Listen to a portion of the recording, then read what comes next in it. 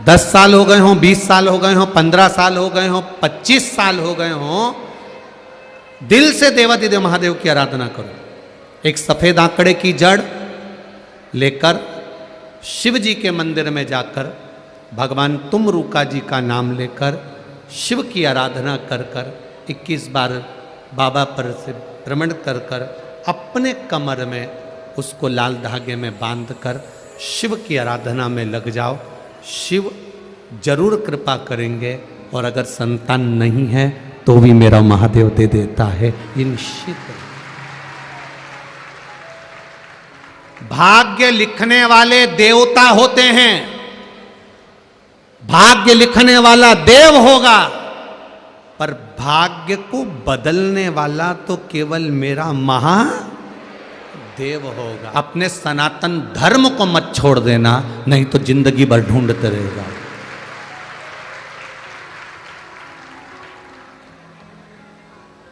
आज सबसे बड़ी विडंबना यह है कि हम धन तो कमा रहे हैं पर अपने सनातन धर्म को छोड़ते जा रहे हैं।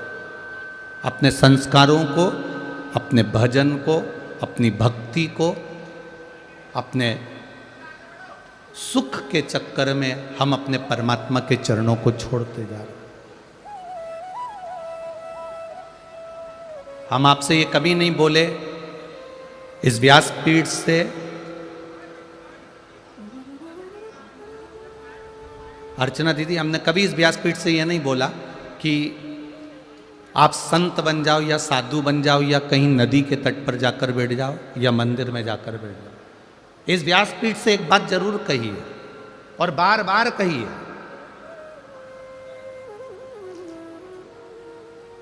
कहीं मत जाओ। ना हमें साधु बनना है, ना हमें संत बनना है, ना हमें जोगी बनना है, ना हमें सन्यासी बनना है, ना हमें तपस्वी बनना है। हम जिस घर में रह रहे हैं उस घर में श्रेष्ठ गृहस्थी बन जाएं, अपने माध्यम से किसी का बुरा ना हो, किसी को तकलीफ ना हो, अपने माध्यम से किसी को कष्ट ना हो, और भजन करते करते ये जिंदगी निकल जाए, उससे बढ़कर संत और साधु का कोई स्वरूप नहीं है। उससे बढ़कर कोई संत साधु का स्वरूप नहीं है। आप भजन करते, मान लो आप नर्मदा जी के घाट पर बैठ गए, मान लो आप ताप्ती के घाट पर बैठ गए, मान लो आप गंगा जी के घाट पे बैठ गए, मान लो आप कहीं जाकर बैठ भी गए, तो वो बैठने पर अगर आपका मन परिवार में, कुटुंब में, रिश्तों में, नातों में उलझा हुआ है, तो उस मन का कोई मतलब नहीं, उस भजन का या वहां जाकर बैठने का कोई मतलब नहीं।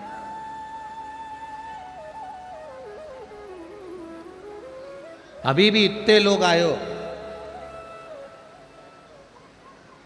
उसमें भी आधे बहुत तो इसी इंतजार में बैठे होंगे कि किस किस को पूछना है। अब इतनी मात्रा में आयो, लाखों की संख्या में। आप उम्मीद नहीं थी बरहानपुर वालों की पहले दिन तुम ये लाखों में पहुंच जाओगे, उम्मीद नहीं थी हमको, बिल्कुल नहीं थी कि इतनी संख्या की पूरा मंडी प्रांगण। दीदी बता रही थी कि 200 एकड़ में 200 एकड़ की यह जगह है।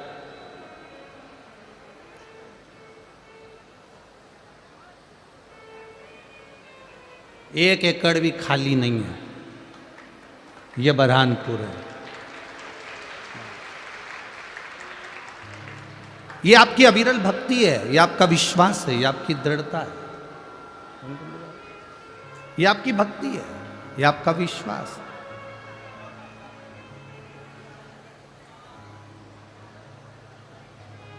कुछ मत मांगो महादेव से,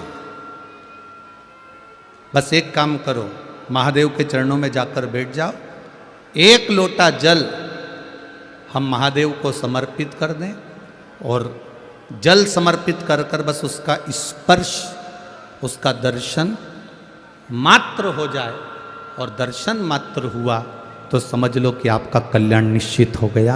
आपको कुछ नहीं चाहिए, सब दे दो।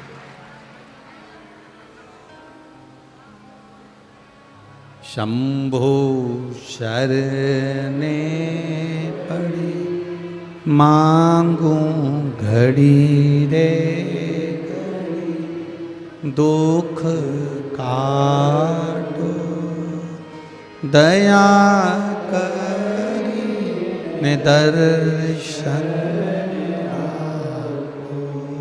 ये भक्ति बस मिल जाए, शिव का तत्व भक्ति।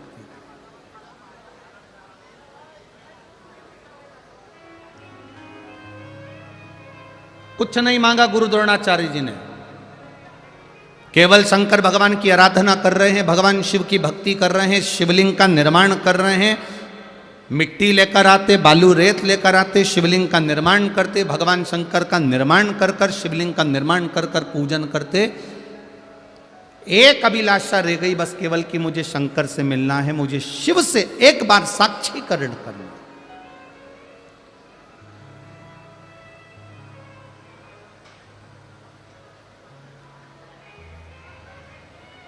मुझे उस महादेव का साक्षीकरण करना है जिन्होंने ब्रह्मा और विष्णु दोनों के साथ मिलकर इस सृष्टि की सुंदर रचना करी।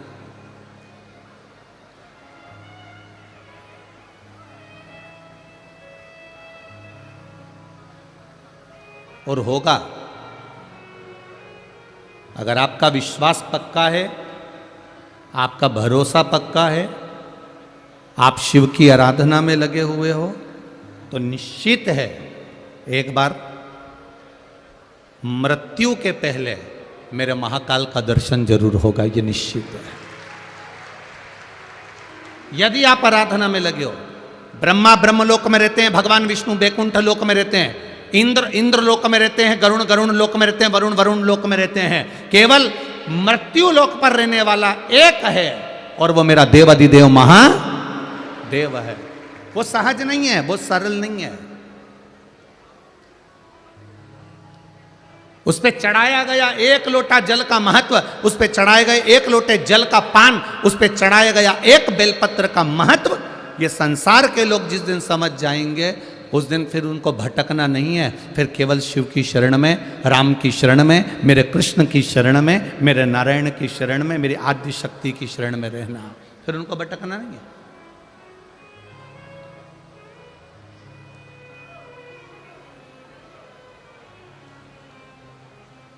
एक पत्र एक बहन ने लिखा है,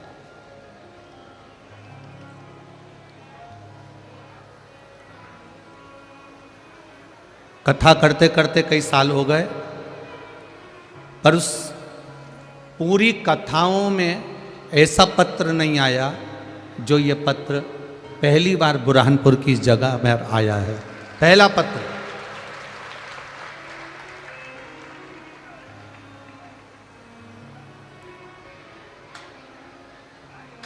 मैं सुरेखा संतोष सोनार, ब्रह्मपुर बुरहानपुर शिकारपुरा की निवासी हूँ। कहीं बैठी हो तो हाथ हिलाइएगा। जहाँ कहीं भी बैठी हो अपने दोनों हाथ इस तरह से हिला देना तो मालूम पड़ जाएगा। ठीक है, कैमरे वाले देख ले वे।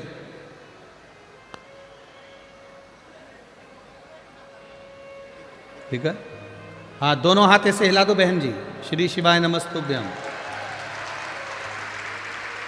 मैं सुरेखा संतोष सोनार, ब्रह्मपुर शिकारपुर की निवासी हूँ, बुरहानपुर की रहने वाली हूँ। गुरुजी, मैं शिवजी पर एक लोटे जल का क्या महत्व बताऊं, मैं वर्णन नहीं कर सकती। मेरी पीठ पर कई सालों से गठान थी। वो गठान बढ़ती चली जा रही थी पर छोटी नहीं हो रही थी। गुरुदेव, सारी जगह का इलाज करवाया पर उस गठान में आराम नहीं लगा। कई लोगों ने कहा ये गठान निकलेगी तो बॉम्बे जांच के लिए जाएगी, हो सकता है कि इससे बड़ी बीमारी रहे। 3 बार डॉक्टरों ने ऑपरेशन का बोला, मैं ऑपरेशन नहीं करा पाई। फिर किसी ने कहा कि टीवी पर आस्था चैनल पर शिव महापुराण की कथा आती है, आप उसको सुनो। सुनना चालू करा 1 लोटा जल का नियम बनाया। मेरे घर के पास में शिवालय है, वहाँ पानी चढ़ाती, जल चढ़ाकर लेकर आती, पी लेती, बेलपत्र उठाकर लाती, शिवजी से कहती कि मेरी पीठ पर गठान हो गई है, उसको गला दो, उसको सही कर दो। बाबा की कृपा से गठान धीरे धीरे धीरे धीरे छोटी होती चली गई। एक दिन की बात है, मैं शंकर जी के मंदिर में नमन करती और मेरी वो गठान फट गई और फटते से ही वो गठान बाहर निकल गई, पस निकलने लगा और वो गठान से मेरी पीठ में छेद हो गया। मुझे बाहर नहीं जाना पड़ा। इस पॉलीथीन में रखकर मैं गठान भी भेज रही हूं और जो मेरी पीठ में छेद हुआ था उसका फोटो भी भेज रही हूं। पहला पत्र है जिसमें गठान भी हमारे पास आई है। इस पॉलीथीन में, छोटी पॉलीथीन में रखकर मैं गठान भी भेज रही हूं। जो गठान निकली है आप आस्था चैनल के माध्यम से देख सकते हैं, और जो उसकी पीठ में छेद हो गया था वो छेद का फोटो भी है। गुरुदेव शिव मंदिर से घर गई, जो पानी लेकर गई थी शंकर जी पे चढ़ा हुआ वही लगा लिया, पस निकलना बंद हो गया, रक्त निकलना बंद हो गया और मेरी गठान ठीक हो गई। मैं एकदम स्वस्थ हूं, बाबा की कृपा। ये शिव तत्व, ये शंकर, ये उग्र। बैठो बहन, श्री शिवाय नमस्तुभ्यम, बैठ जाइए। तेरी कृपा बिना न हिले एक भी अणु, लेते हैं श्वास तेरी कृपा से। बखान क्या करूं मैं राखों के ढेर का, चपटी भभूत में खजाना। दुनिया के लोग कहते हैं शिव जी क्या देते हैं, हम कहते हैं शंकर को जल चढ़ाओ, पर छल से मत चढ़ाओ, बेईमानी से मत चढ़ाओ, कपट से मत चढ़ाओ, प्रपंच से मत चढ़ाओ। ठाकुर जी की सेवा करो, भोलेनाथ जी की सेवा करो, देवी की सेवा करो, राम की सेवा करो, चाहे अपने माता पिता की सेवा करो, पर दिखावे से मत करो, उसको अपना बनाने के लिए करो तो वो आपका हो जाए। हमें भगवान की सेवा दिखाना नहीं है।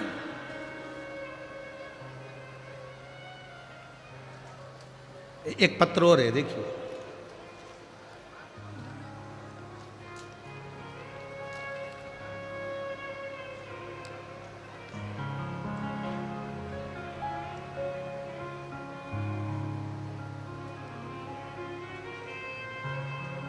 मेरा नाम प्रियंका, बुरहानपुर की निवासी हूं। ये पत्र जिसने लिखा है, अगर वो देख रही हो तो अपनी जगह पे खड़ी हो जाएं, दोनों हाथ हिला दें। आप ही हैं, दोनों हाथ हिला दो एक बार। श्री शिवाय नमस्तुभ्यम। मेरा नाम प्रियंका, मैं बुरहानपुर की निवासी हूँ। बाबा भोलेनाथ की महिमा का क्या वर्णन करूँ, मेरे पास शब्द नहीं है। मुझे कुछ दिनों से पेट में दर्द हो रहा था। मैंने साधारण दर्द समझकर डॉक्टरों की दवाई खाई, परंतु दर्द कम नहीं हुआ। मुझे आवाज़ कि जरूर कोई बीमारी हो गई है, मेरा पेट का दर्द कम नहीं हो रहा। तब मैंने जांच कराने का निर्णय लिया। तब डॉक्टर की सलाह पर मैंने विशेषज्ञों को इंदौर में बताया। इंदौर के डॉक्टरों ने जांच करना प्रारंभ करी। सारी जांचों की जब रिपोर्ट आई तो मेरे पेट में कैंसर का लक्षण बता दिया। जब कैंसर मेरे पेट में बताया गया, तब किसी ने कहा कि मोबाइल पर या टीवी पर कथा सुनो। मैं 2021 से लगातार आपकी कथा चैनल के माध्यम से सुन रही हूँ। इतना भरोसा मुझे भोलेनाथ पर हो गया कि एक घड़ी भी मैं बाबा के बिना नहीं रहती। शिव जी को जल चढ़ाती, बेलपत्र खाती। अब जब मालूम पड़ गया कि पेट में कैंसर बता दिया गया है या कैंसर का लक्षण बता दिया गया, आपने कथा में कहा था कि त्रिजुगी नारायण का पानी जहां पर शिव और सती का विवाह हुआ है वो जल मंगवा कर पियो, आराम लगना चालू हो जाएगा। मैंने अपनी छोटी बहन और अपने पति से कहा कि आप जाओ और त्रिजुगी नारायण का जल लेकर आओ। वहां से त्रिजुगी नारायण से जल मंगवाया, शिव जी का नाम लेकर उसको पीना चालू करा। आप कहते हो कुंदकेश्वर महादेव के नाम से पियो, मैंने कुंदकेश्वर महादेव का नाम लेकर पानी पीना चालू करा। दूसरी बार जांच कराने के लिए हम लोग उस कैंसर की जांच कराने के लिए फिर हॉस्पिटल गए। डॉक्टरों ने कह दिया तुम्हारी नॉर्मल रिपोर्ट आ गई है, तुम ठीक हो गई। ये शिव है, ये शंकर, ये ओ घड़ी है। बैठो बहन, श्री शिवाय नमस्ते। ये शिव है, ओ घड़ी।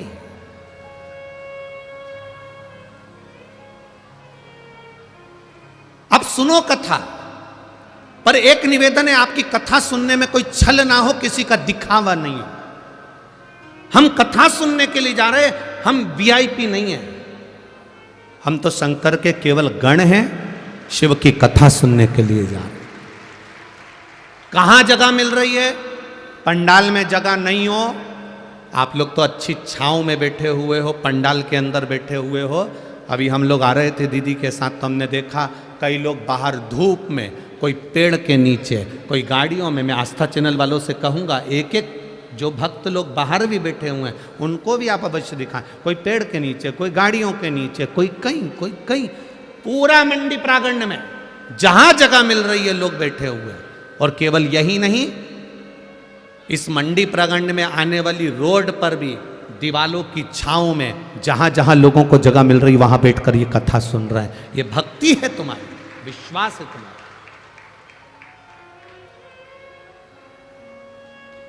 क्या देगा महादेव,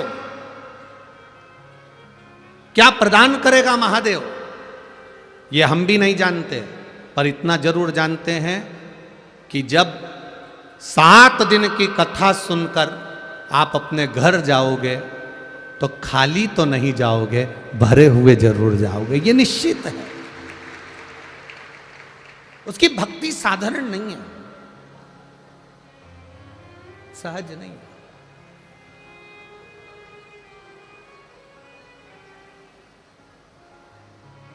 महाराज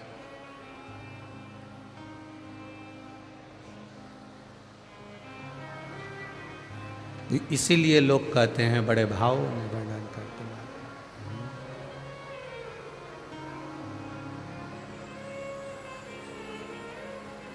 अटका हुआ मेरा सारा काम हो गया,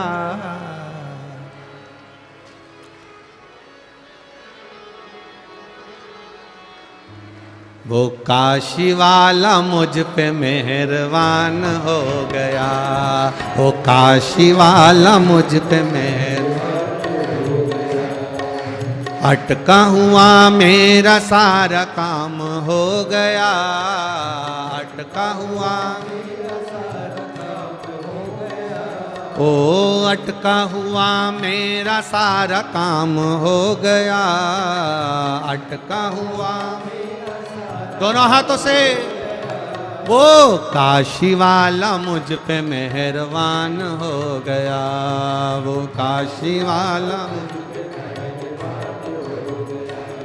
वो काशी वाला मुझ पे मेहरबान हो गया, वो काशी वाला मुझ पे मेहरबान हो गया। ओ अटका हुआ मेरा सारा काम हो गया,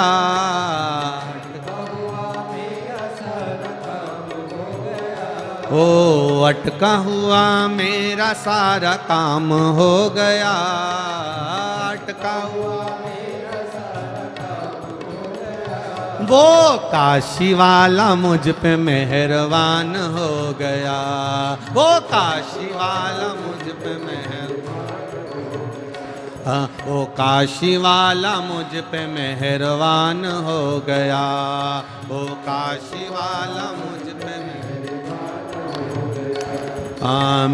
जय हो।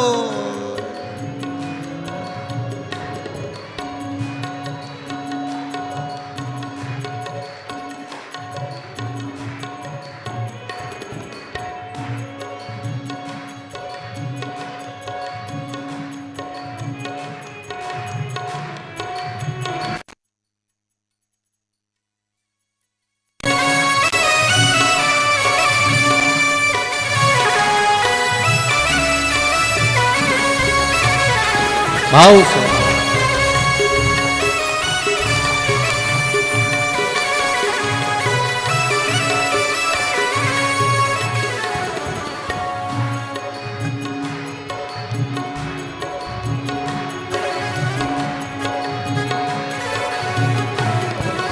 जय हो।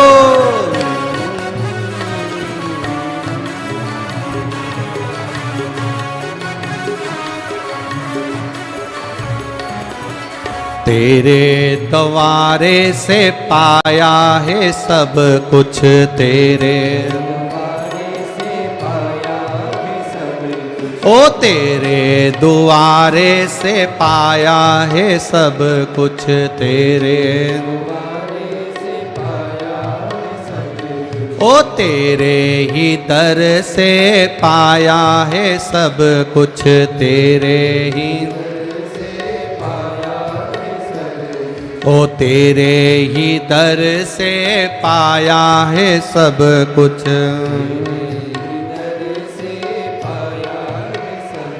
ओ तेरी कृपा से सब काम हो गया, तेरी कृपा से सब काम हो गया। ओ तेरी कृपा से सब काम हो गया, तेरी कृपा वो काशी वाला मुझ पे मेहरबान हो गया, वो काशी वाला मुझ पे मेहरबान हो गया। वो काशी वाला मुझ पे मेहरबान हो गया, वो काशी वाला मुझ पे मेहरबान हो गया। अटका हुआ मेरा सारा काम हो गया, अटका हुआ ओ अटका हुआ मेरा सारा काम हो गया, अटका हुआ मेरा सारा काम हो गया। वो काशी वाला मुझ पे मेहरबान हो गया, वो काशी वाला मुझ पे मेहरबान हो गया। जय हो।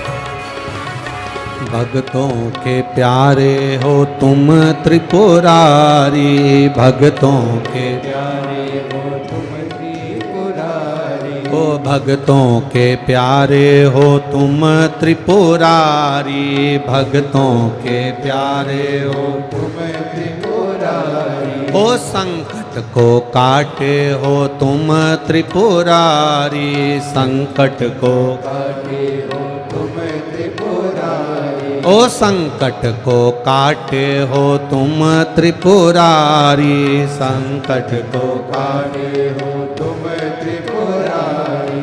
तेरी कृपा से ही मेरा नाम हो गया, तेरी कृपा से मेरा नाम हो गया। ओ तेरी कृपा से ही मेरा नाम हो गया, तेरी कृपा से मेरा नाम हो गया। अरे काशी वाला मुझ पे मेहरबान हो गया, ओ काशी वाला मुझ पे मेहरबान हो गया। वो काशी वाला मुझ पे मेहरबान हो गया, वो काशी वाला मुझ पे मेहरबान हो गया। अटका हुआ मेरा सारा काम हो गया, अटका हुआ मेरा सारा काम हो गया। ओ अटका हुआ मेरा सारा काम हो गया, अटका हुआ मेरा सारा काम हो गया। वो काशी वाला मुझ पे मेहरबान हो गया, वो काशी वाला मुझ पे मेहरबान हो गया। वो काशी वाला मुझ पे मेहरबान हो गया, वो काशी वाला मुझ पे मेहरबान हो गया। जय हो।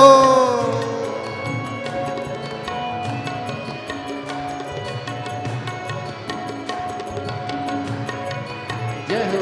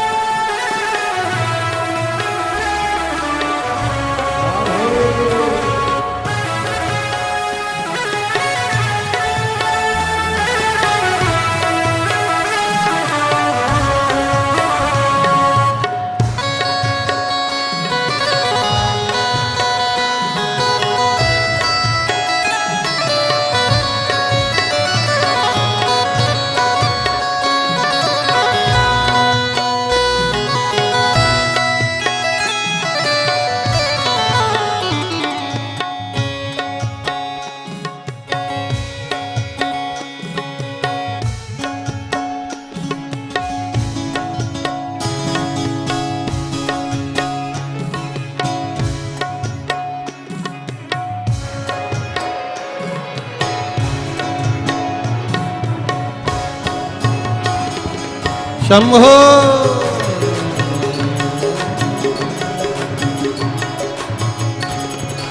तेरी मेहरबानी से काम हो रहा है, तेरी मेहरबानी से काम हो रहा है, तेरी मेहरबानी से काम हो रहा है, तेरी मेहरबानी से काम हो रहा है। ओ दुनिया में जब से भोले नाम हो रहा है, दुनिया में जब से भोले नाम हो रहा है। तेरी कृपा से ही सारा काम हो गया, तेरी कृपा से ही सारा काम हो गया।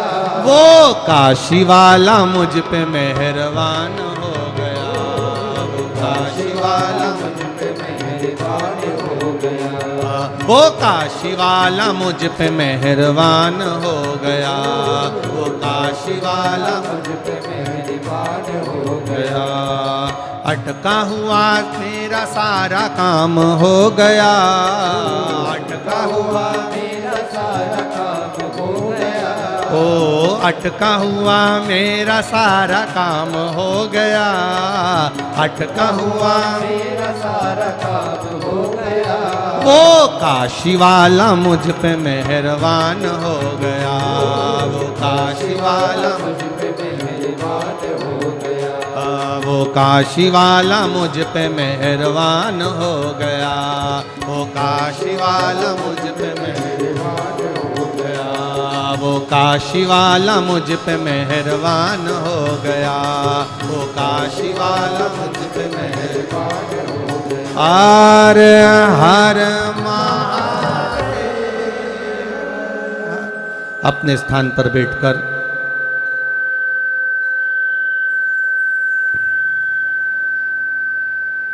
बाबा देवादिदेव महादेव से प्रार्थना विनय करें, दिल से निवेदन करें मेरे देवादिदेव महादेव से, अपने मन की बात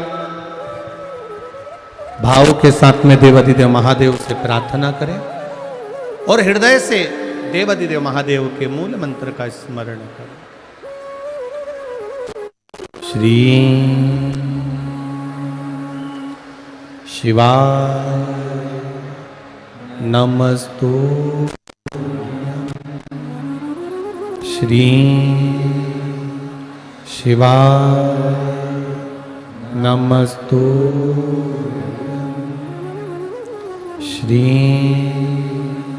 शिवाय नमस्तु, श्री शिवाय नमस्तु, श्री शिवाय नमस्तु। भोला सब दुख काटो, ओ भोला सब दुख काटो। शिव शंकर जपूं तेरी माला, भोले बाबा जपूं तेरी माला, भोला सब दुख काटो। ओ भोला सब दुख काटो।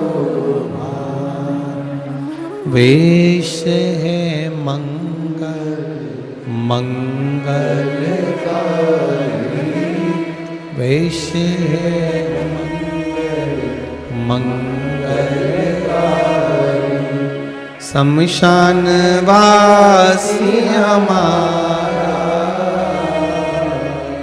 शमशान वासी हमारा, भोला सब दुख काटो। ओ भोला सब दुख काटो। भगवान शिव की कथा करें। गुरु द्रोणाचार्य ने शिवजी से कुछ मांगा नहीं, भगवान शंकर से कुछ कहा नहीं, गुनगुन बनना हो रही बात। भगवान शिव से कुछ कहा नहीं है।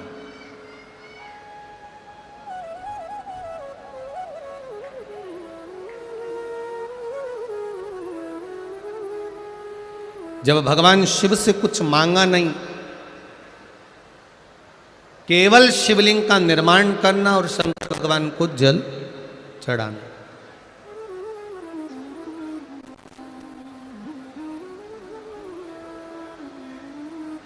आप भी मेरे देवाधिदेव महादेव से कुछ मांगना नहीं,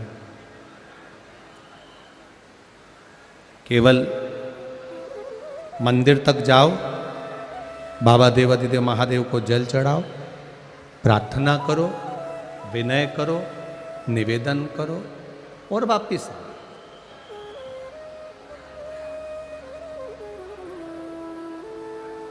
और यदि मांगने का मौका भी मिल जाए अगर महादेव से, तो इतना जरूर करना कि देना हो तो दीजिए जन्म जन्म का साथ।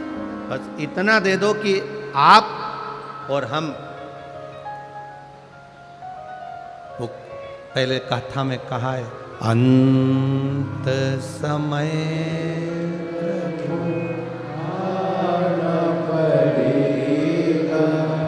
वचन दिया तो निभाना पड़ेगा। आए ना आए प्रभु कुटुंब कबीरा, अंत समय प्रभु आना। कोई आए ना आए, जीवन में तकलीफ कितनी भी आए, कष्ट कितना भी आए, पर तेरा साथ, तेरी कृपा हर पल बनी रहे। प्रसन्न हो गए मेरे देवाधिदेव महादेव। जैसे देवराज ब्राह्मण के सामने प्रकट हुए थे,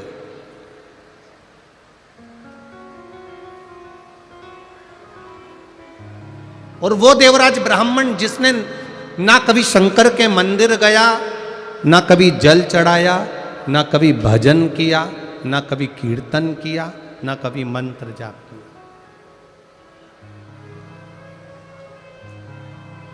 चोरी का धन लेकर आया था। वो धन शिवजी के मंदिर में लेकर चले गया। थोड़ी देर शरीर में ताप पड़ा, बुखार आया, छुप कर बैठा रहा, दीवालों में दबत कर बैठा रहा, और फिर जब दब कर बैठा रहा, शिव महापुराण की एक क्षण की कथा उसके कानों में पहुंच गई। मात्र एक क्षण की कथा उसके कानों में गई। चोरी का धन लिया, मंदिर से बाहर निकला, बेलपत्री के वृक्ष के नीचे बैठा, प्राण छूट गया। देवाधिदेव महादेव नंदी लेकर आए, देवराज को नंदी पर बिठाया, कैलाश लेकर चले।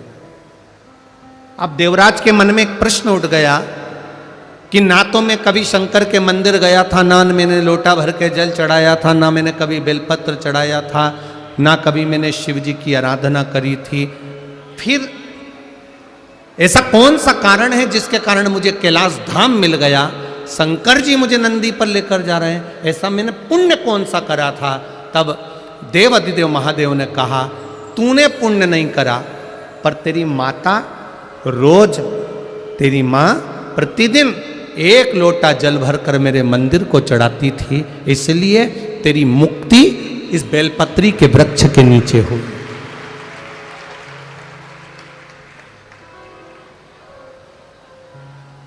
तेरी मुक्ति ये बेलपत्री के वृक्ष के नीचे हुई।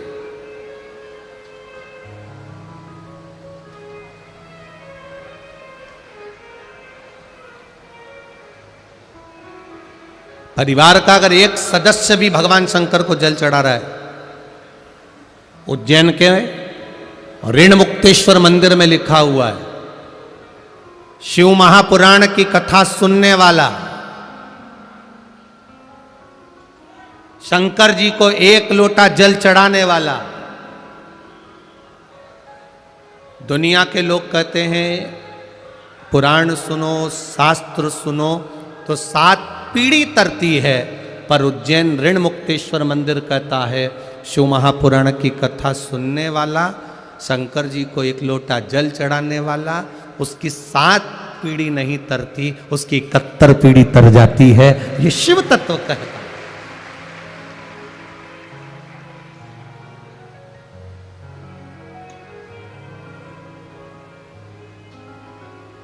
भगवान शंकर का ही गुणगान कर रहा है।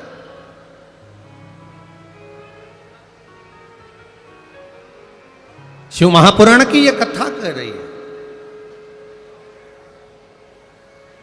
देवराज प्राण त्यागा और उसको बैकुंठ पद मिल गया, कैलाश धाम मिल गया। और यहां गुरु द्रोणाचार्य जी ने जो तप साधना करी, उसका बल इतना बढ़ता गया, इतना बढ़ता गया कि देवाधिदेव महादेव को प्रकट होना ही पड़ा, प्रकट होना ही पड़ा।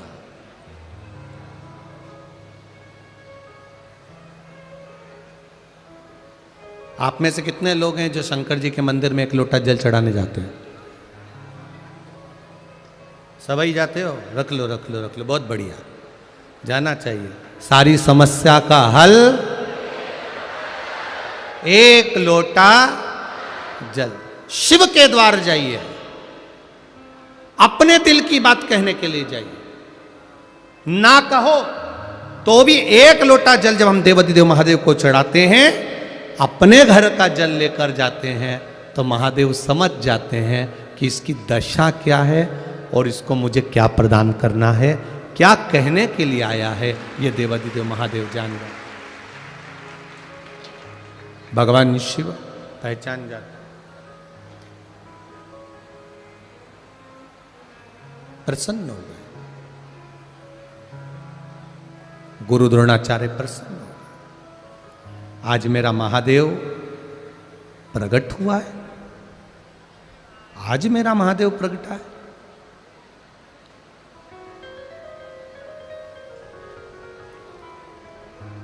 महादेव ने कहा गुरु द्रोणाचार्य जी से, मांगो। द्रोणाचार्य जी मांगो, आपको क्या चाहिए, क्या प्रदान करूं मैं आपको?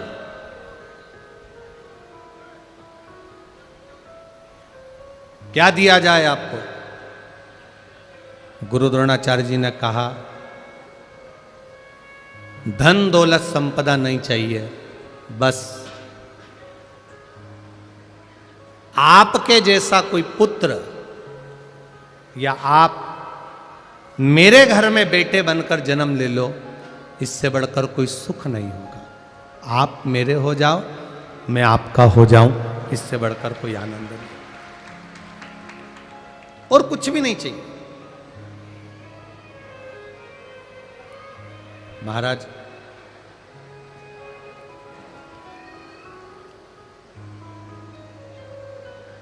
शिव कथा कह रही है,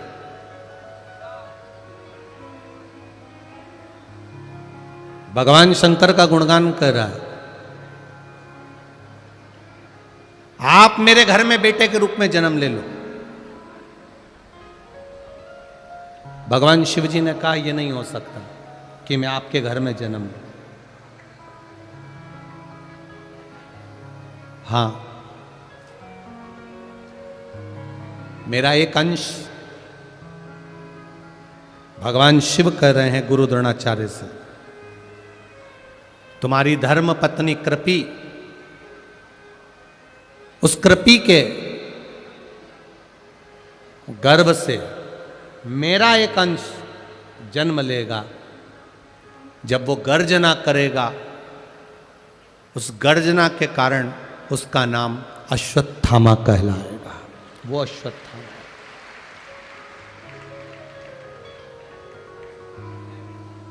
और सुनो द्रोणाचार्य, एक गुरु द्रोणाचार्य, एक बात अच्छे से सुन लीजिएगा जरा।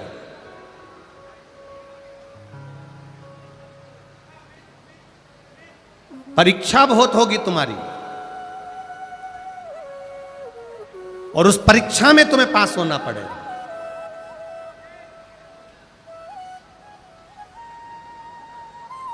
बेटे का जो जन्म होता है वो भाग्य से होता है, पर बेटी का जो जन्म होता है वो भाग्य को भी 100 गुना करा जाता है तो सौभाग्य से होता है। हम पहले भी कथा में कहे, आज फिर कह रहे हैं, जन्म लेती है तो पिता के भाग्य को प्रबल करती है, पिता के भाग्य को आगे बढ़ाती है।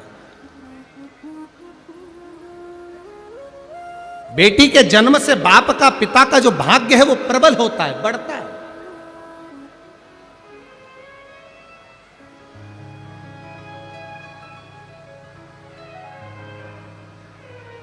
भगवान देवादिदेव महादेव ने कहा गुरु द्रोणाचार्य से, तुम्हारे घर में तुमने बेटे को मंगा है और बेटे भी मेरे जैसा मंगा है महादेव। अगर महादेव बेटा बनकर आएगा तो तुम्हें परीक्षा देना पड़ेगा, बार बार परीक्षा देना पड़ेगा, तुम्हारी आंखों में जल भर जाएगा।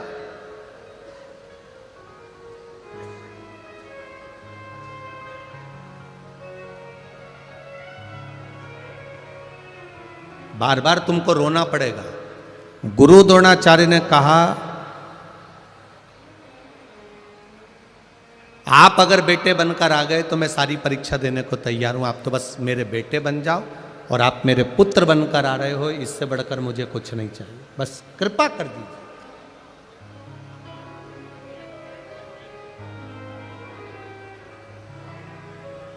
ठीक है, देवादिदेव महादेव ने वर दिया। कृपी गुरु द्रोणाचार्य जी की धर्म पत्नी कृपी गर्भ से हो गई। कई वर्ष गुरु द्रोणाचार्य को निकल गए थे पर संतान का सुख नहीं था, कई वर्ष निकल गए। जो दुनिया में कोई नहीं कर सकता वो मेरा देवादिदेव महादेव कर सकता है। जो दुनिया में कोई ना कर पाए,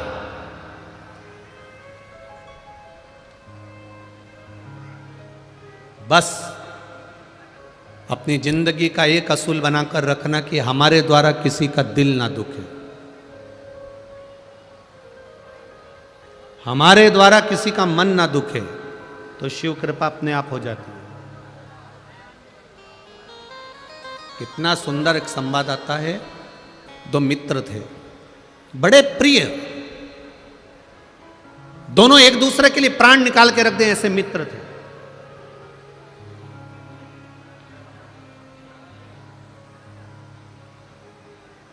बहुत उनमें प्रेम बड़ा हुआ था, बहुत प्रेम।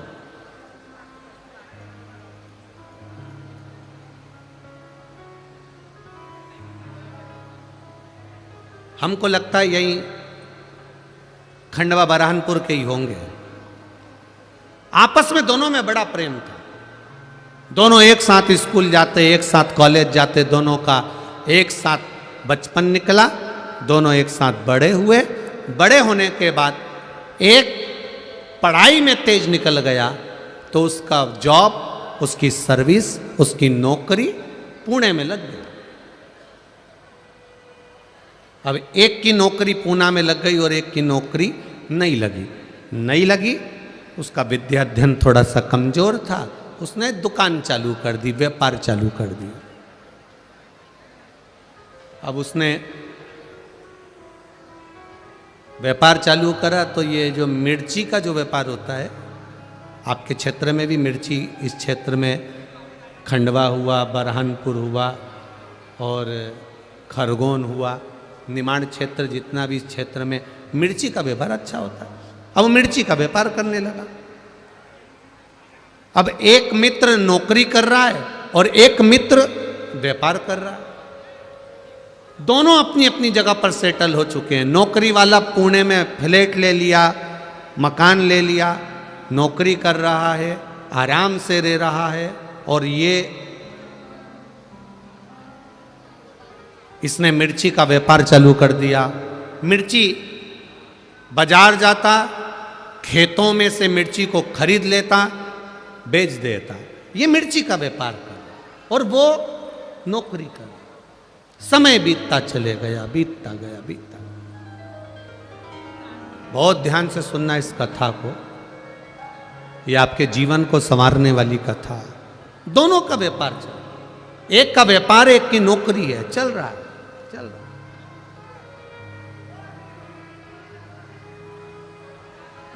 अब धीरे धीरे धीरे धीरे व्यापार करने वाला व्यापार को बढ़ा रहा है, नौकरी करने वाला अपनी प्रमोशन मांग रहा है। समय निकलते गया और समय की अनुकूलता में कंपनी बंद हो गई, नौकरी छूट गई। अब नौकरी चली गई, कंपनी बंद, नौकरी गई। 2 महीना, 3 महीना, 4 महीना बहुत प्रयास करा पर नौकरी नहीं लगी। आखिरी में जिस फ्लैट में रहते थे बैंक का लोन था, बैंक वालों ने कब्जा कर लिया।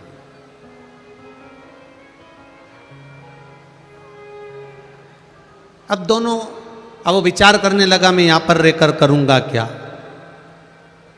एक काम करता हूं, अपने शहर अपने गांव जाता हूं। गांव आ गया, गांव आया, 4-5 दिन अपने घर में रहने के बाद उसको याद आई मेरे दोस्त से मिलता हूं। मित्र के पास गया, मित्र दुकान पर जाकर बैठ गया उसकी। क्या बात है, क्या हुआ? अरे भाई नौकरी चली गई, अब तो सर्विस है नहीं, नौकरी है नहीं, बड़ा दुखी हूं, बड़ा दुखी। क्यों टेंशन लेता है? 1 दिन उसने सुना, 2 दिन उसने सुना, 3 दिन उसने सुना, 4 दिन उसने सुना, 5वें दिन व्यापारी मित्र को दया आ गई और उसने कहा एक काम करते हैं, अपन थोड़ा व्यापार बढ़ाते हैं। तू बाजार जाना, मिर्ची खरीदना, मिर्ची लाना, बेचना, पढ़ा लिखा है तू, मुझे इतनी पढ़ाई नहीं आती, पैसा मैं लगाऊंगा, मेहनत जम के बोलो तुझे करना, पैसा मैं लगाऊंगा, मेहनत तुझे करना है। और मेहनत भी हल्की नहीं करना है, दिन रात मेहनत करना पड़ेगी तब जाकर कुछ मिलेगा। ये नौकरी नहीं है कि पैसा हर महीने हाथ में 10,000 50,000 आ जाएगा। मेहनत तुझे करना पड़ेगी। मैं पैसा लगा दूंगा, मैं बाहर नहीं जा सकता, दुकान पे बैठता हूं, इसलिए मेहनत तुझे करना पड़ेगी। उसने कहा मंजूर है, बस तो फिर 50% तेरा, 50% मेरा, जो भी मुनाफा होगा, जो भी बचत होगी, उसमें आधा तेरा आधा मेरा। ठीक है, व्यापार चालू हुआ। इसने पैसा लगाना चालू कर दिया। ये बाजार जाता, खेत जाता, मिर्ची खरीदता, बेचता, करते करते करते करते मिर्ची का सीजन समाप्त हो गया। अब इन्होंने जहां मिर्ची बेची थी, दोनों मित्र साथ में मुंबई गए और मुंबई में जहां पर इन्होंने व्यापारी के यहां मिर्ची बेची थी उसके यहां पहुंच गए। भाई हिसाब कर लो, ठीक है, करिए। हिसाब किया,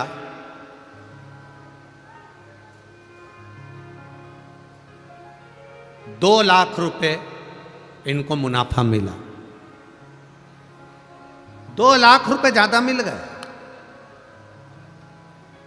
अब दोनों खुश, 1,00,000 तेरा, 1,00,000 मेरा। दोनों पैसे लेकर चल दिए, पर जो नौकरी करने वाला मित्र था उसकी दिमाग में, उसके चित्त में, उसकी बुद्धि में आया कि सबसे ज्यादा मेहनत तो मैंने करी है। धूप में मैं जाता था, गर्मी पड़ रही थी, धूप पड़ रही थी, पानी गिर रहा था, बारिश पड़ रही थी, ठंड पड़ रही थी, और मैं खेतों में जाके मिर्ची खरीदा और उस मिर्ची को मैंने बेचा। मेहनत तो मेरी ज्यादा। अब इतनी मेहनत मैंने करी, इसने तो क्या करा, पैसा लगाया बस, और बैठा रही अपने घर में दुकान पे। सबसे ज्यादा मेहनत मेरी है, इसके मन में आ गया। इसने अपने दोस्त से कहा मेरी मेहनत ज्यादा है, 1,50,000 मैं लूंगा, तू 50,000 ले। उसने कहा ये बात तो गलत है भाई, दोनों का 50-50 था। जब 50-50 दोनों का था, 50-50% दोनों का था, तो आधा आधा दोनों का हो गया। नहीं नहीं नहीं, मैं 1.5 लाख लूंगा, तुझे 50,000 लेना पड़ेंगे। दोनों, उस व्यापारी ने कहा कि ऐसा नहीं होता, फालतू की बात मत कर। इसको गुस्सा आया और इसने अपने मित्र का तकिए से गला दबा दिया, मुख दबा दिया। मित्र मर गया, व्यापारी मित्र मर गया।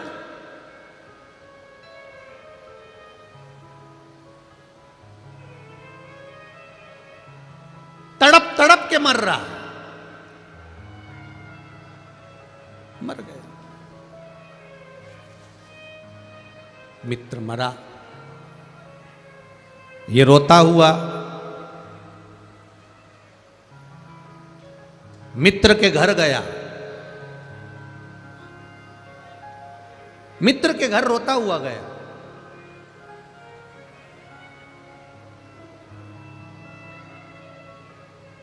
भाभी, हम दोनों ने काम करा था और दोनों का 50% था।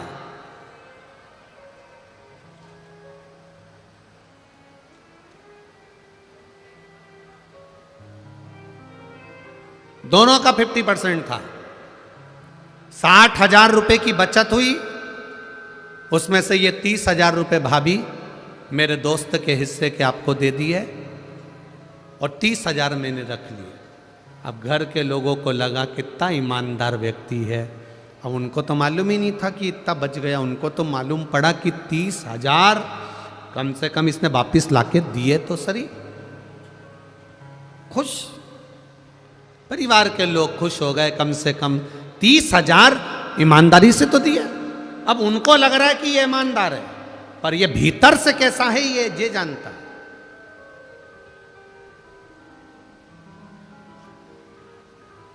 कितने रख लिए उसने? दोस्त ने कितने रख लिए? 1,70,000। केवल 30,000 रुपए मित्र को दिए, जिस मित्र ने इसको काम सिखाया, जिस मित्र ने इसको व्यापार सिखाया, जिस मित्र ने इसको धंधा सिखाया। 30,000 रुपए घर वाले उसमें भी संतुष्ट हो गए। कोई बात नहीं भैया, आपकी ईमानदारी कितनी है, आपने हमारा हिस्सा तो दे दिया। आंख में पत्नी आंसू भर के रो रही, बच्चों की आंख में आंसू था। अंकल, अगर आप नहीं होते तो हमारा कोई नहीं होता। कम से कम आपने पापा का हिस्सा तो ला कर दे दिया, पिताजी का हिस्सा तो ला कर दे दिया। बच्चे भी दुखी रोते हुए, पत्नी भी रोती हुई धन्यवाद दे रही थी। मित्र काम सीख चुका था, मित्र अपना व्यापार सीख चुका था, मित्र सारे व्यापारियों से मिल चुका था। उसको सब मालूम पड़ गया कि कहाँ से मिर्ची लेना है, कैसे काम करना है। क्योंकि मित्र जो मरा उसने सब कुछ सिखा दिया था और अब ये खुद व्यापार करने लगा। व्यापार करते करते करते करते करते करते करोड़पति बन गया, खूब वैभव हो गया। देश में विदेश में सब दूर इसका काम हो गया। खूब खूब जोरदार काम चला, खूब जोरदार।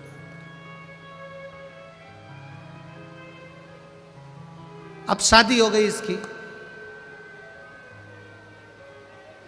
शादी होने के बाद घर में एक बच्चा हो गया।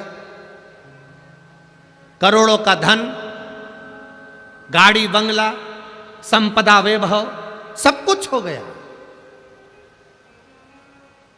सब कुछ।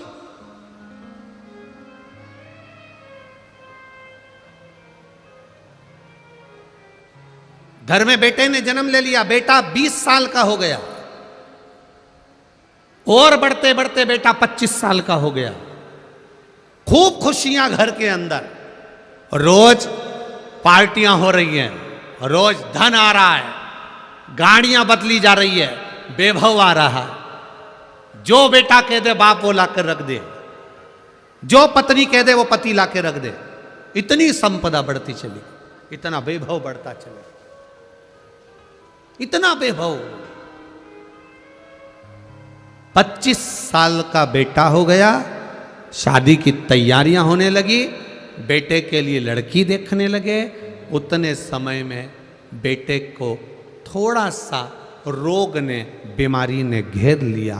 बेटा बीमारी ने घेरा, डॉक्टर के यहाँ गए, इलाज चालू हुआ, पर कोई डॉक्टर की पकड़ में बीमारी नहीं आ रही है कि इसको बीमारी क्या हो गई, इसको रोग क्या हो गया।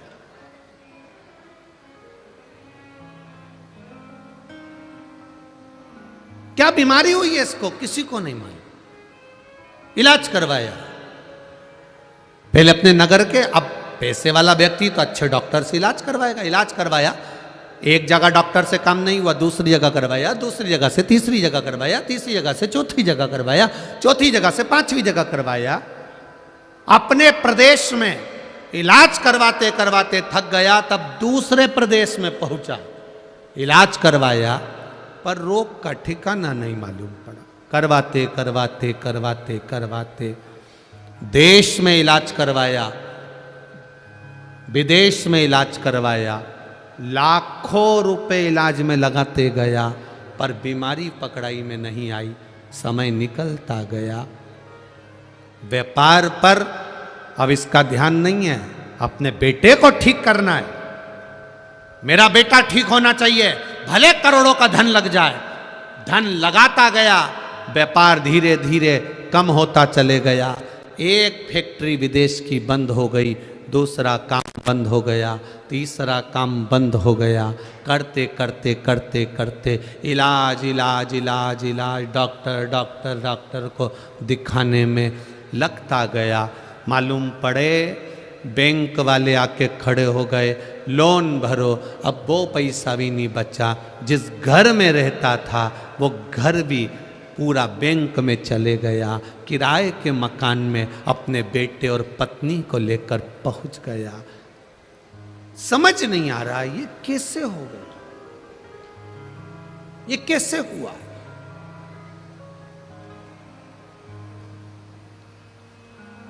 समाप्त होते चले गए।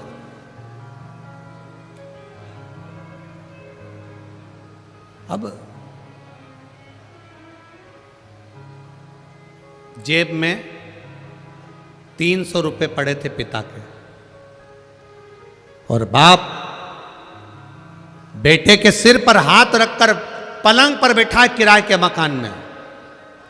बेटा केवल 300 रुपए बचे हैं, केवल 300, कुछ भी नहीं है, रोटी के लाले पड़ गए, कुछ नहीं बचा।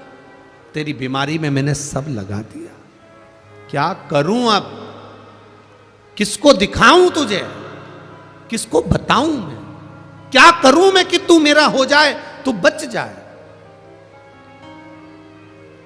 बेटा पलंग पर पड़ा पड़ा आंख से आंसू बहा रहा है। बाप पलंग पर बैठा बैठा रो रहा है। बाप बेटे को देख रहा है, बेटा बाप को देख रहा है। दोनों एक दूसरे को देखकर रो रहे हैं। बेटे ने अपने पापा से कहा, पापा, पिताजी, बाबूजी, बस 300 रुपए का हिसाब और रह गया है पिताजी, अब कोई हिसाब बचा नहीं है, अब तो आखिरी हिसाब है। बाप बेटे को गले लगाकर रो रहा है, तू ऐसी बात क्यों कर रहा है, मैं तुझे बचा लूंगा। बेटा कहता है, पिताजी 300 रुपए बचे हैं, जब मैं मरूंगा अंतिम संस्कार में काम आ जाएगा। अंतिम संस्कार। धीरे धीरे बेटा आंखें बंद करने लगा। बाप रोने लगा, तड़फने लगा। पिता, बाप रो रहा है, आंखें बंद कर रहा है बेटा, पिता रो रहा है, नैनों से अश्रु गिर रहे हैं बेटे के, रो रहा है बेटा, बाप भी रो रहा है। धीरे धीरे धीरे धीरे नेत्र बंद होते चले जा रहे हैं, आंखें बंद होती चली जा रही है। नयन बंद होते चले जा रहा, तड़फ रहा, प्राण छूटने में एक क्षण रह गया। बेटे ने अपने पिता से कहा, पिताजी मैं आपका बेटा नहीं हूं, मैं वही आपका मित्र हूं जिसके 70,000 रुपए आपने ज्यादा खा लिए थे, आज 70 करोड़ रुपए निकाल कर लेकर जा रहा।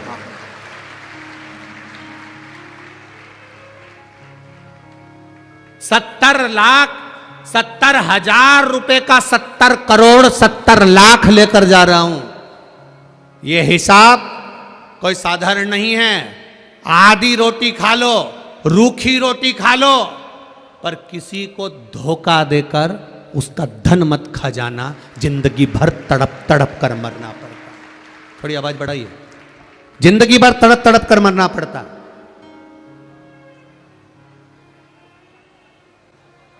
आधी रोटी खा लो, एक रोटी खा लो, बिना घी की रोटी खा लो, रूखी रोटी खा लो, किसी का वैभव, किसी का धन, कोई तुम्हारा साथ दे रहा है, तुमको उसने तुम्हारे बुरे वक्त में उसने तुम्हारे को 5,000, 50,000, 25,000, 1 लाख, 2 लाख रुपए उसने तुम्हें बुरे वक्त में दे दिए, तुम्हारा साथ निभा दिया।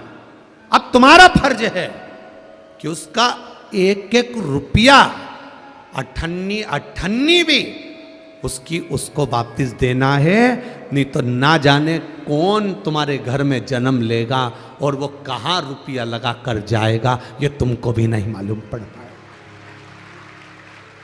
बहुत कठिन है महाराज, बहुत कठिन।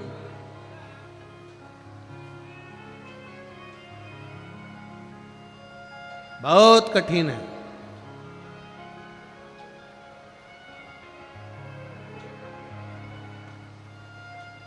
करोड़ों का धन आता है, करोड़ों का वैभव आता है,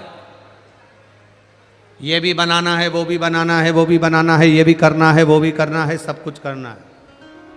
करोड़ों का वैभव होता है, करोड़ों का धन आता है, पर हम कितना उसको लगा रहे हैं और कितना हम भोग कर रहे हैं, यह हमको अंदाजा होना चाहिए। मत बुरे कर्म कर बंदे वरना पछताएगा, भगवान की आंखों से तू बच नहीं पाएगा, तू बच नहीं पाएगा। अरे ओ अज्ञानी मत करना,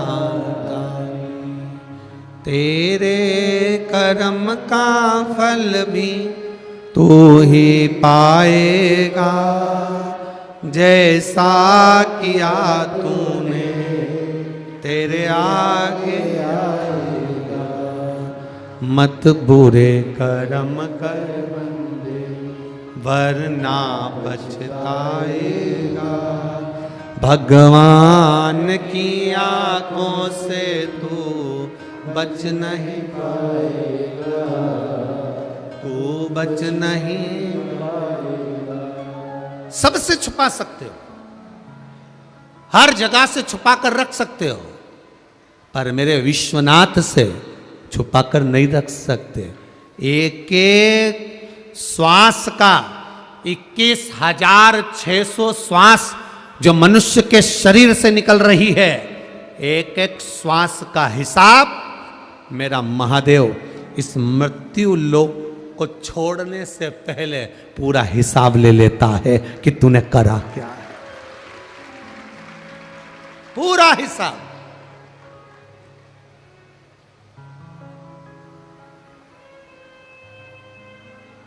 लेगा हिसाब हो। तुम लेते हो कि नहीं लेते हिसाब? अपने लड़के से कहा जा 50 रुपए ले जा, 10 रुपए का सर्फ ले आना, 10 रुपए का साबुन ले आना, 10 रुपए का बिस्कुट ले आना। बेटा आया, आकर माँ ने पूछा ले आया सामान? हाओ। ला हिसाब दे। मां 10 रुपए का सर्फ लाया, 10 रुपए का साबुन लाया, 10 रुपए का बिस्कुट लाया, कितने बचे? 20। ये लो मां, ये 20 रुपए।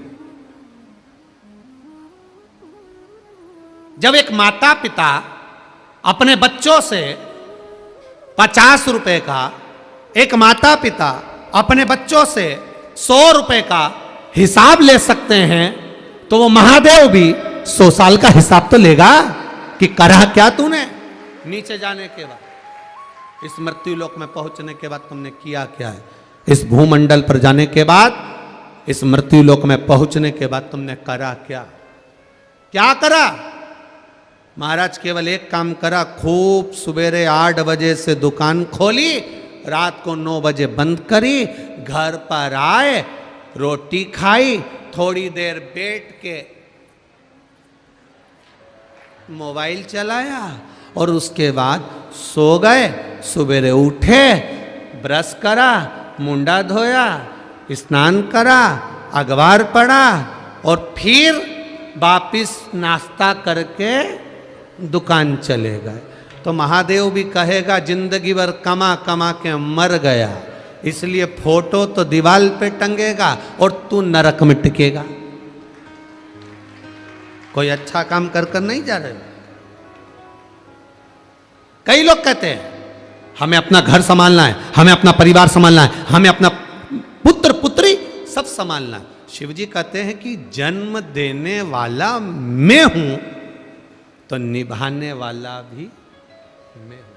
कोई दूसरा तुमको नहीं निभाएगा, निभाएगा तो मेरा देव अधिदेव महादेव निभाएगा, कोई दूसरा नहीं। गुरु द्रोणाचार्य, तुम्हारी धर्म पत्नी कृपी के गर्भ से बेटे के रूप में मैं जन्म ले लूंगा, पर परीक्षा तुम्हें देना पड़ेगी, निभाना तुमको पड़ेगा। बहुत लोग मिलेंगे इस संसार सागर में, आप लोगों से कहेंगे हमारे पास आओ, हम तुम्हारे पास में दुख नहीं आने देंगे, तकलीफ नहीं आने देंगे, कष्ट नहीं आने देंगे। परशु महापुराण की कथा कहती है संसार में ऐसा कोई नहीं है महाराज, कोई नहीं।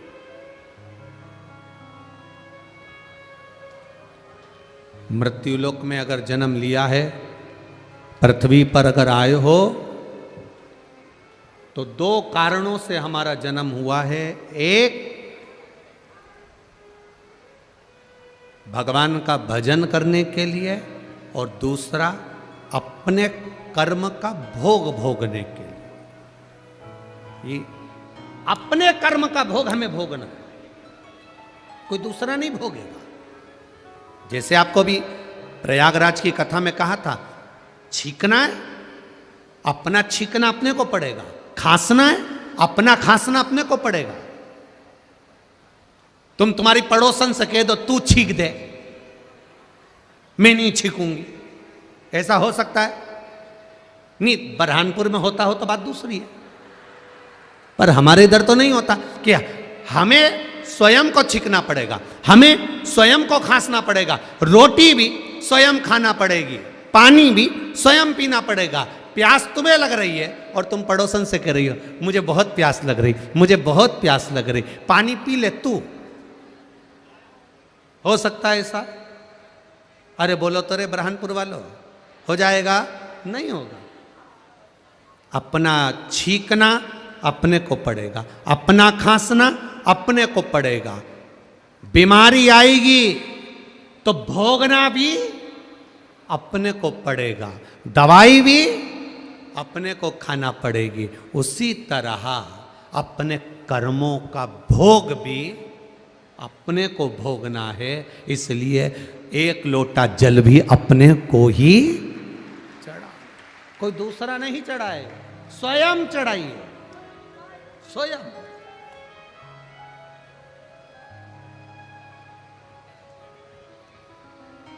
अपने कर्म का भोग अपने को भोगना, कोई दूसरा नहीं होगा।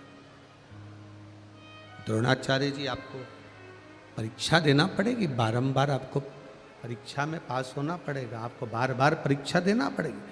द्रोणाचार्य जी ने कहा ठीक है, बेटे का जन्म तुम्हारे घर में तुम्हारी धर्म पत्नी कृपी के गर्भ से एक बेटे का जन्म होगा जिसका नाम अश्वत्थामा होगा। जिसका नाम अश्वत्थामा होगा वो अश्वत्थामा तुम्हारे घर में जैसे ही जन्म लेगा बड़ा वीर, बड़ा तेजवान, सब कुछ होगा। हुआ, अश्वत्थामा का जन्म हुआ, बड़ा तेजवान था, बड़ा वीर था, बड़ा प्रबल था, बहुत तीव्र था। पर बेटे के जन्म के बाद पिता की थोड़ी सी दशा बदल गई। दशा बदली, खाने के लाले पड़ने लगे। गुरु द्रोणाचार्य जी के पास में भोजन के लिए अन्न नहीं था, धन नहीं था, खाने के लाले पड़ने लगे। अन्न नहीं है, धन नहीं है।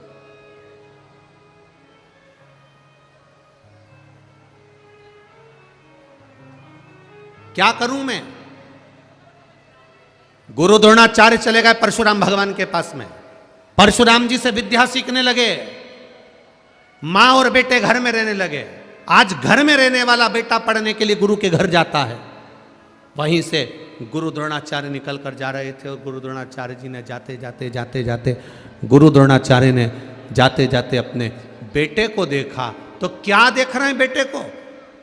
सारे बच्चे, आश्रम के बच्चे सारे की सारे गाय का दूध लेकर आए हैं और पी रहे हैं। और अश्वत्थामा अपने मित्रों से कह रहे हैं दूध मुझे भी पीना है, गौ माता का दूध मुझे भी दे दो, मुझे भी पीना है, गौ माता का दूध मुझे भी दीजिए। मित्रों से कह रहे हैं। और मित्र आटे को पानी में घोल कर अश्वत्थामा को लाकर दे देते हैं। अश्वत्थामा, थोड़ा आवाज बढ़ा रे बाबू। अश्वत्थामा पानी में घुला हुआ आटा अश्वत्थामा पीते हैं। अश्वत्थामा पी रहे हैं आटे का पानी। पिता गुरु द्रोणाचार्य देख रहे हैं। अब कितने विद्वान थे गुरु द्रोणाचार्य, जरा विचार करिएगा। कई लोग आते हैं आपकी जिंदगी में, हमारे पास आओ, हम तुम्हारा दुख मिटा देंगे, हम तुम्हारा कष्ट मिटा देंगे, हम तुम्हारा ये कर देंगे। राजा परीक्षित को 300 ऋषि मिले थे। 300 ऋषियों ने कहा हम तुमसे यज्ञ करवाएंगे, हम तुमसे अनुष्ठान करवाएंगे, हम तुमसे ये करवाएंगे, हम तुमसे वो करवाएंगे। तुम बैठो, 7 दिन की तुम्हें 7 दिन बाद तक्षक नाग डसेगा, हम तुम्हें बचा लेंगे। परीक्षित उनके ताबे में नहीं आया। परीक्षित ने सोच लिया ये कुछ नहीं होता। महाराज, दुनिया के लोग कहेंगे हम तुमको ये कर देंगे, हम तुमको वो कर देंगे। ना ना ना ना, तुम्हारे कर्म का दंड तुमको भोगना है। इसलिए तुम्हें खुद शंकर की आराधना करना पड़ेगी, राम का नाम जपना पड़ेगा, कृष्ण का भजन तुम्हें स्वयं करना पड़ेगा। कोई दूसरा तुम्हारा भजन नहीं कर सकता। सियोर वाले महाराज में भी सामर्थ्यता नहीं है कि तुम्हारे दुख को मिटा दे। और दुनिया का कोई महाराज, दुनिया का कोई संत, महात्मा, जोगी, सन्यासी, तपस्वी, साधक नहीं जो तुम्हारे दुख को मिटा दे। तुम कारण तुम्हें खुद करना पड़ेगा। जैसे बीमारी आने पर दवाई खुद को खाना पड़ती है, उसी तरह तुमको खुद को शंकर के मंदिर तक जाना पड़ेगा, तब जाकर जीवन सवर पाएगा। स्वयं को जाना पड़ेगा।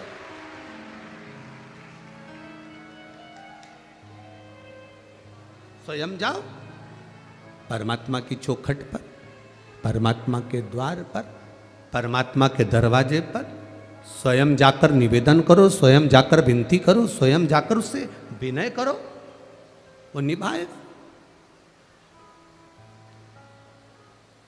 आज के लोग बस इतना चाहते हैं कि कहीं से हमें ऐसी भभूति घुमा दें और सोने का हंडा निकल जाए, सोने का हंडा निकले और हमारा काम हो जाए। आज की दुनिया के लोग चाहते रातों रात, बोलो तो रे बरहानपुर वालों, रातों रात करोड़पति बन जाऊं।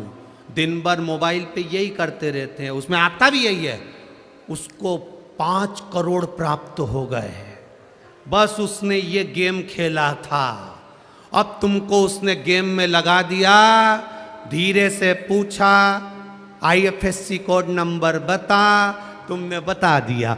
फिर उसने पूछा बैंक अकाउंट नंबर बता, तुमने बता दिया। पूछो जरा आसपास के थानों में जाकर, पुलिस प्रशासन से, कोतवाली में जाकर पूछो, सबसे ज्यादा केस यही मिलते हैं। उसके 50,000 निकल गए, उसके 25,000 निकल गए, उसके 1 करोड़ निकल गए, उसके लाख निकल गए। क्यों निकले? केवल तुम्हें रातों रात जो करोड़पति बनना था, उसके चक्कर में तुम खुद रोड़पति बन गए।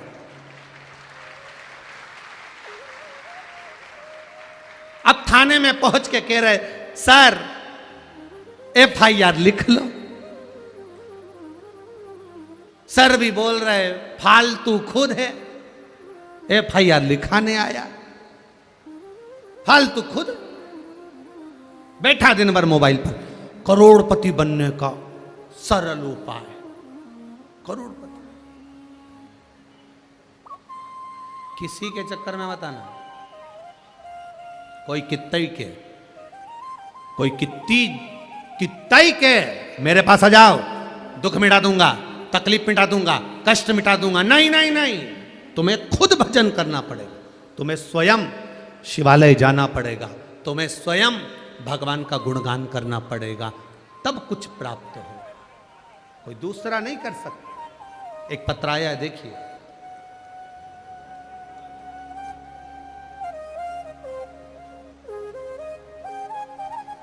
शंभो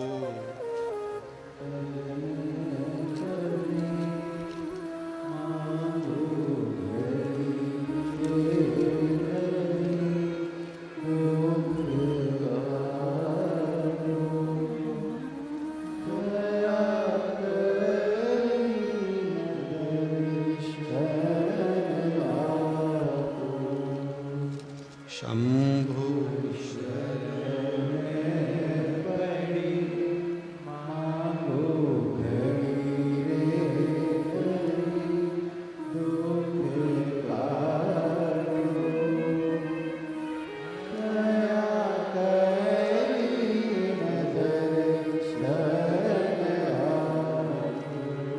शिव कथा कह रही है।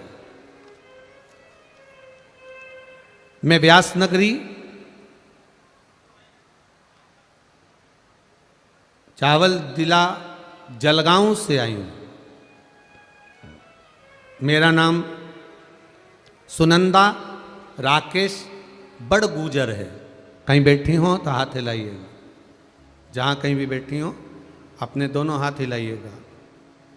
मेरा नाम, इधर है क्या? हाथ हिलाइएगा, हाँ दोनों हाथ हिला दो जहां बैठी हो। उनके अड़ोसी पड़ोसी मत हिलाओ रे, उनको हिलाने दो। सही में तुम बरहानपुर के हो, आज सिद्ध हो गया।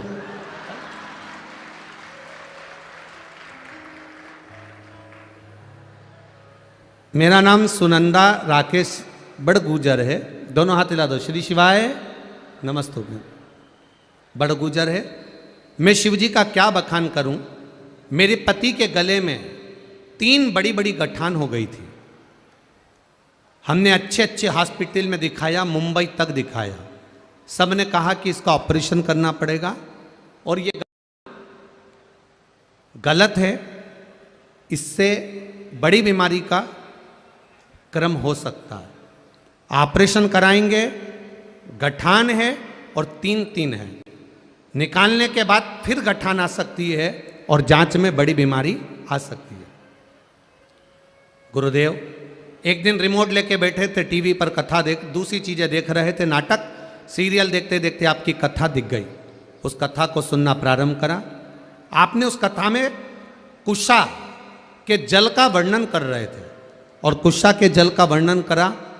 जल शिव जी को चढ़ाने का बोला, उस पानी को पीने का बोला। हमने अपने पति से वो कार्य प्रारंभ करवाया और गुरुदेव 4 हफ्ते तक लगातार पानी चढ़वाते, पति को मंदिर में ही वो पानी पिलाते। हमने सोचा अब ऑपरेशन तो कराना है, एक बार ये महाराज टीवी पर इतना चिल्ला चिल्ला के कह रहा है तो अपन ये भी करके देख लो। जल चढ़वाते, पानी पिलवाते, जल चढ़वाते, पानी पिलवाते। बाबा की कृपा से गुरुदेव मेरे पति के गले की तीनों गठान गल गई, एक भी गठान गले में नहीं है, और डॉक्टर ने भी कह दिया भी नॉर्मल रिपोर्ट। बैठ जाइए बहन। श्री शिवाय नमस्तुभ्यं। ये शिव तत्व है, शंकर। एक पत्र और है, बड़ा बड़ा भाव से लिखा है किसी।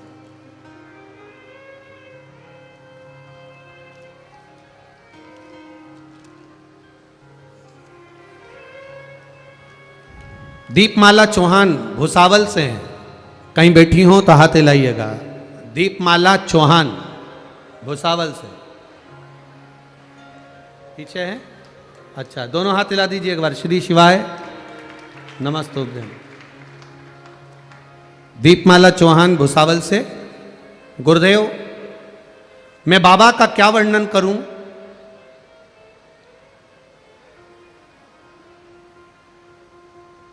बहुत बड़ी बीमारी से जूझ रही थी। दोनों छाती में से पस निकल करता था। जब दोनों छाती भाग में से पस निकलता था, बहुत तकलीफ में थी गुरुदेव। ये पस छाती में से निकलते निकलते, दोनों छातियों में से पस निकलते निकलते कई समय हो गया था, सूख ही नहीं रहा था। बहुत तकलीफ में हो गए। डॉक्टर को भी दिखाया, आराम नहीं लगा।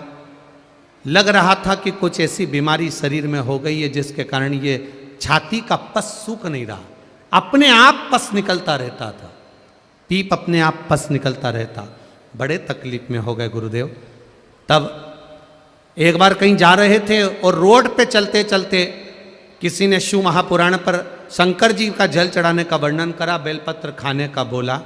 हम बेलपत्र खाने लगे, शिव जी का चढ़ा हुआ जल अपनी छाती पर लगाने लगे।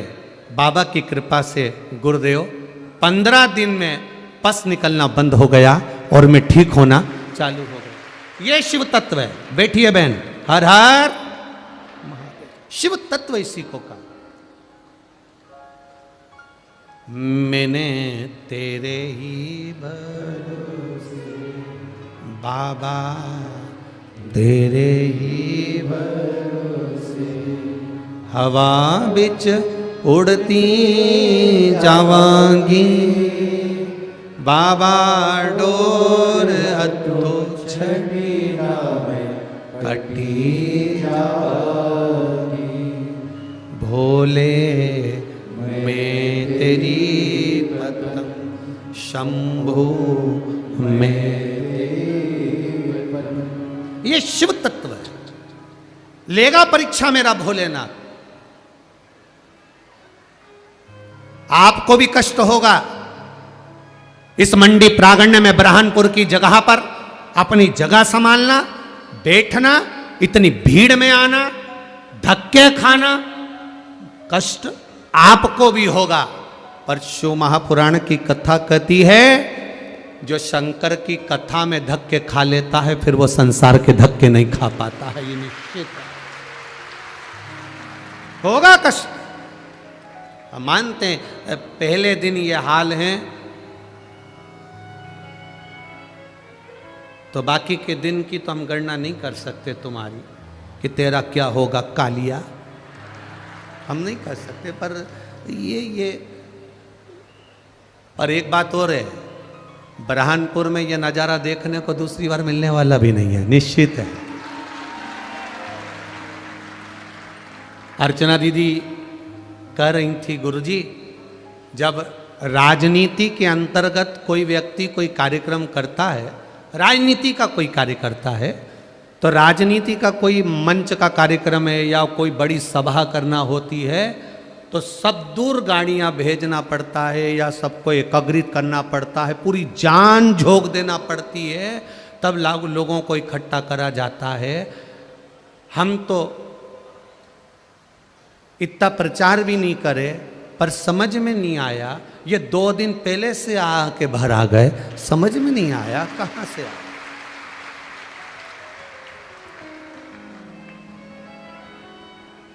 पर अर्चना दीदी को भी धन्यवाद दूंगा, आपके कारण आज पूरा बरहानपुर कथा को सुन रहा है। बहुत बहुत साधुवाद।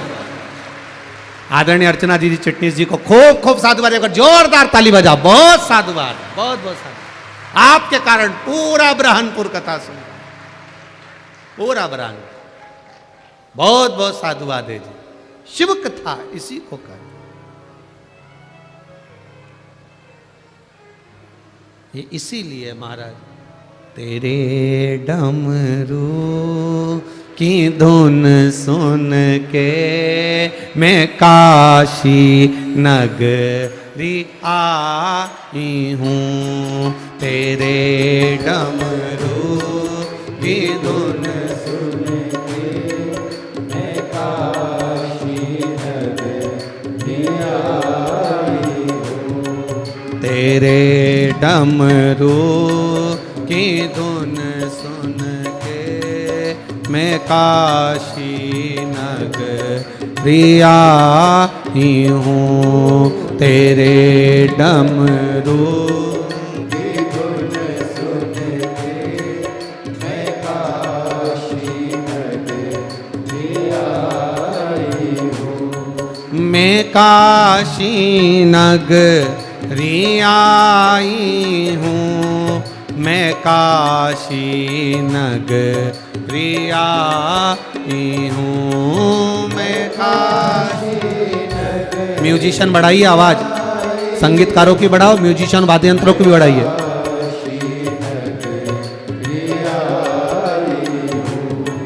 मैं काशी नगरी आई हूँ। मैं काशी नगरी आई हूँ। मैं काशी नगरी आई हूँ। मैं काशी नगरी आई हूँ। मेरे भोले ओ बम बोले, मैं काशी नगरी आई हूँ। मेरे भोले ओ बम बोले, मैं काशी नगरी आई हूँ। तेरे डमरू की धुन सुन के मैं काशी नगरी आई हूँ। तेरे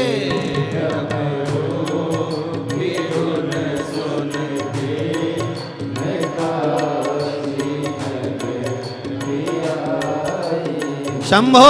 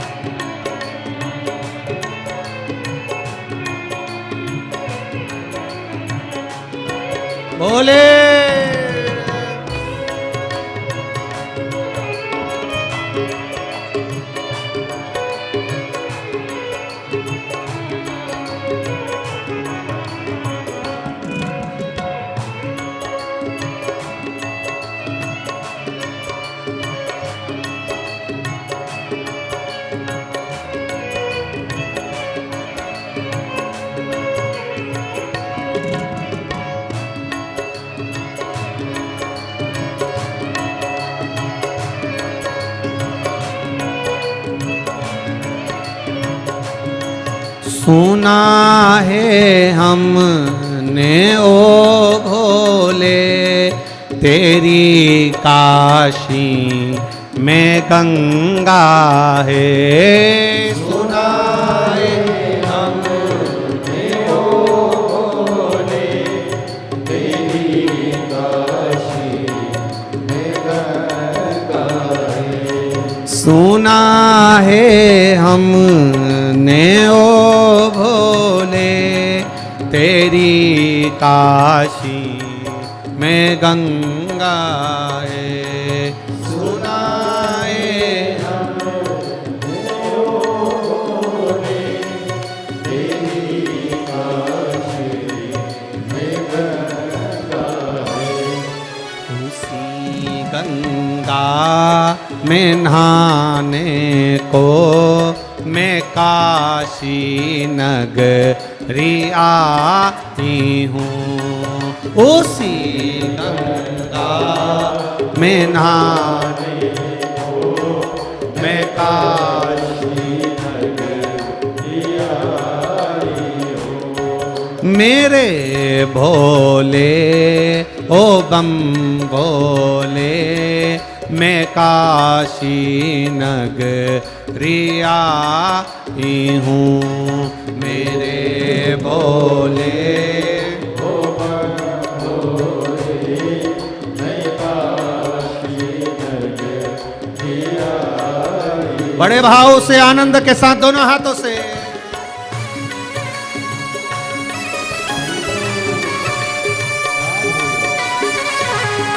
शंभो।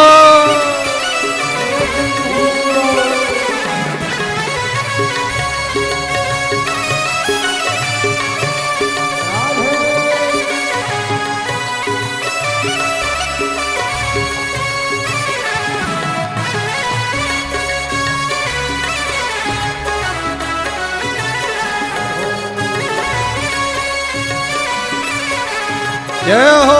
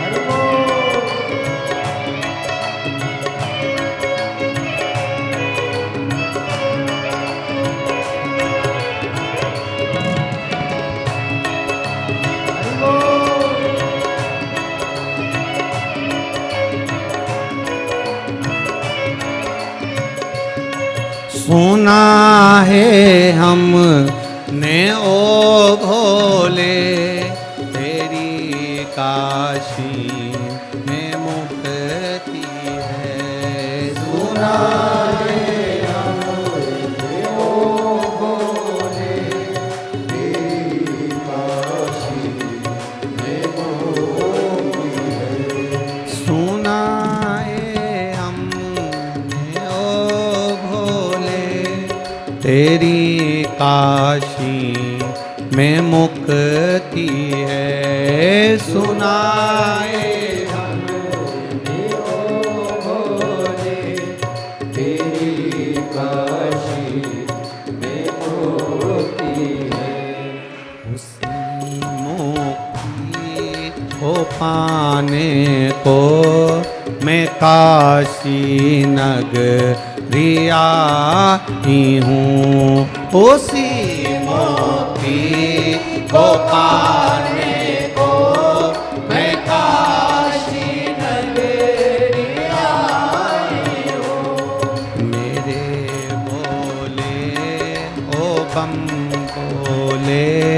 मैं काशी नगरी आई हूँ। मेरे बोले ओ बम बोले, मैं काशी नगरी आई हूँ।